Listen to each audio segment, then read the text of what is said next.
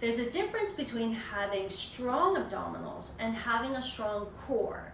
Making sure that the core muscles that surround the spine are strong is important, so it supports how you move through space, how you do activities, how you lift, how you stretch, how you twist. So these muscles are going to include muscles that run in the front, muscles that run in the back, in the bottom, and at the top. We're going to look at a couple of simple exercises that you can tap into that will help to strengthen and make sure these muscles are working really well. Here we go. So our abdominals do play an important role in supporting your spine, but the most important layer of the abdominals, your transverse, I think plays the most important because it's the deepest one, and its layers run across our body. So when it contracts, it actually narrows and gives our spine space. So we kind of decompress our spine and we support our spine all the way around and up, right? So the fibers run around here and up. So a simple way to do that is to find your belly button, put your thumbs on the belly button, heel of the hands on the hips, and draw the fingers down towards the pubic bone. Then we're going to draw that part where our hands are, we're going to draw that up and in gently. Kind of like we're tightening up a belt around here. So I'm not walking down my upper abdominals, I'm simply drawing this up and in. Then relax it, up and in. And you'll feel as you practice this, up and in, how the muscles here don't get all locked up, and you'll feel the support that you get in that lumbar spine area to help reduce the amount of tension that this muscle is creating. So we've got the front of the spine supported with that. Here we go next. Okay, so this one is just firing up the pelvic floor. The pelvic floor are those muscles that run at the bottom of your pelvis here, and it's important to make sure that they are strong, but not too strong and too tight, and not too weak and too loose. These pelvic floor muscles help to stabilize the bottom end of the sacrum going into that lumbar spine area, and again gives us support so we can move through space nice and safely. So there's a couple ways of doing this. I like to do this really simple way that I was taught by one of my mentors. We put a hand right at that lower, below that belly button area, and then we put a hand right where the sacrum is in the middle of this pelvis. From here, we're going to draw both hands towards each other as if they would meet in the middle of your body, as if you're going to do this, right? So we're pulling them in, letting them go. Pulling them in. What I love about this is it helps to fire some of the layers of the hamstrings and glutes as well. Pull them in and release them. Pull them in and release them. Another way of going at this is we have two bones that stick out at the bottom of our pelvis, long and short. They're called your sits bones because you sit on them. We can imagine trying to draw those two sits bones, your pubic bone and your tailbone, all together like we were closing a bag. So if we were to pull all four of those bones together, then like a bag that had a string, we're going to pull that string up into our body. So we're going to draw those four bones together and pull up into our body. And again, you feel everything activated through the bottom and the around the bottom end of the pelvis. So give that a try. Pull together and lift up.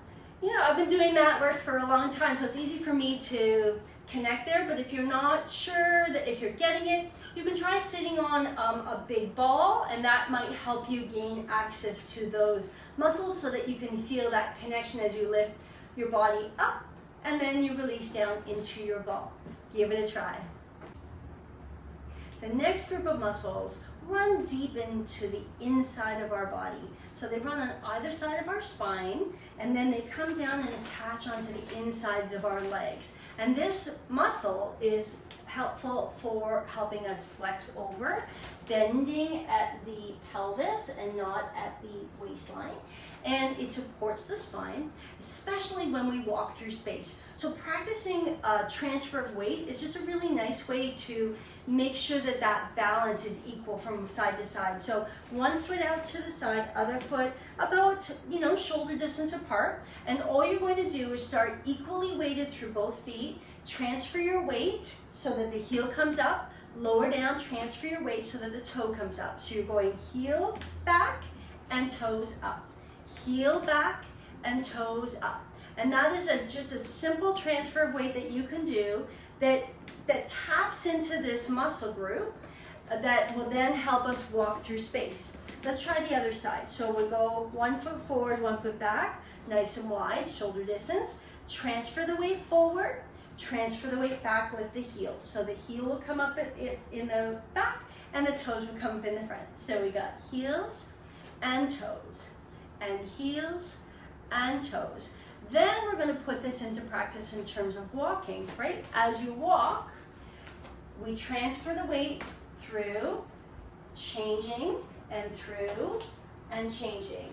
So that walk is going to fire up the muscles on either side of the spine as we walk through space, keeping us nice and balanced. So just practicing that transfer of weight might be a good way to just start and get used to that muscle group. Okay, the next one are muscles. We've got big muscles that run along the spine here, but we also have little muscles that run along each part of the spine, kind of making a little chevron shape. And again, these muscles are just responsible for stability. So keeping our spine stable when we need it. As in, we've lifted something up, now we have to be stable as we then bring it in towards us or put it up onto a shelf, right? So accessing this muscle group called the multifidus is a really great way to keep the spine healthy and strong so that we don't pull something. So let's do a really simple way, a simple exercise, which also includes some balance, which is great. We'll fire up the multifidus on one side, and then we'll fire up the multifidus on the other side. So again, if you can imagine little muscles running along the sides of your spine. You can't see them and you can't tap into them because they're inside your body there. But these are the muscles that we're going to help us stabilize our spine when we need it. So we're going to stand on one leg. Arms can be here, arms can be here, arms can be on a wall or a chair, whatever you need. We're going to stand on one leg, and now the other knee is going to either be just off the floor or touching the floor or up at shoulder at hip height. It kind of all depends on where you want to challenge your balance. But this one is all about not moving your spine, stabilizing on the opposite side of your spine as your knee opens and closes, and opens and closes. So we keep everything really steady on the opposite side of your spine as the knee moves away and comes in. And again, you can do this here. More of a challenge because now we've got bigger muscles involved, which is always good, and that's going to help stabilize us even more. So then we try the other side again. Same thing, we stand on that leg. That side is the side that's going to fire up on that side of the spine. The other side, we're going to either bend the knee or just open the knee with the foot barely touching or just touching, keeping the spine nice and supported. Now the great thing about this too is not only just balance for the whole body, we're also using our abdominals to stabilize as well, right? So open and in, and maybe we try a few with the knee coming up and in. I do this in class all the time, and it's so much fun to work on because, like I say, we get a 2-for-1. So let's continue on. Going on to the glutes and upper hamstrings. So when I talk about the glutes, I mean the glutes that run at the lower end of your pelvis, not the big glute muscles up here, where if we squeeze, we would pull everything really tight. So I'm talking about the muscles right under here that run down and across and around towards your sits bones, right? So if I take my two bones here. You have two bones, and I put my thumbs on them, and then I take my fingers and I draw them towards my sits bones as if they're pointing. And I draw those two bones around as if they're going to meet my sits bones. I'm drawing them around and I'm contracting it. So I'm just contracting the muscles right under, kind of where the underwear line would be, right? So I'm just engaging the muscles right at that underwear line so that it lifts and supports the glutes area and the pelvis. That too will tap into some of the upper hamstrings, and that is an important one again to make sure that when we're moving through space, we have support from those glute muscles as well. Okay, and finally, the diaphragm. So the diaphragm is a muscle that moves, that we don't necessarily have like a whole lot of control over in terms of making sure that it's moving, because it moves automatically all the time. It's part of our breathing system, right? Our respiratory system. When it gets pulled down, the lungs expand and we have a nice inhale. When it goes upwards, then the lungs deflate and we exhale, getting all that carbon dioxide out. But the diaphragm is important too, as it cuts off the upper part of our body. It really separates the organs at the top and all the organs at the bottom. And it too can run into issues where it either gets very tight because of stress, because of trauma, if there's ever been an operation there. Grief can lock that down as well. We stop breathing very well into our abdominals and into our lower lung area.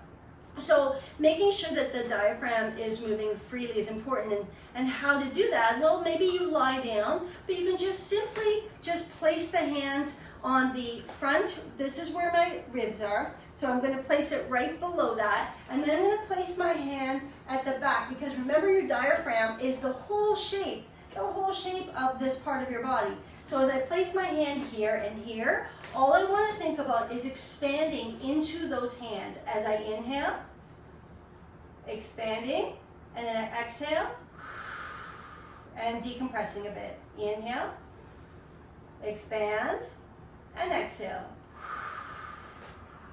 So as I inhale, that diaphragm is going to get stretched. It's also going to get pulled down gently by a little tendon that pulls it down, creating space for my lungs to expand. And then as I exhale, the lungs contract, and that diaphragm goes up. It's kind of like a jellyfish. It goes up into the shape of this roundness of our rib cage, and it settles right back up into space, getting ready to do the next inhale and exhale, right? So practicing that breath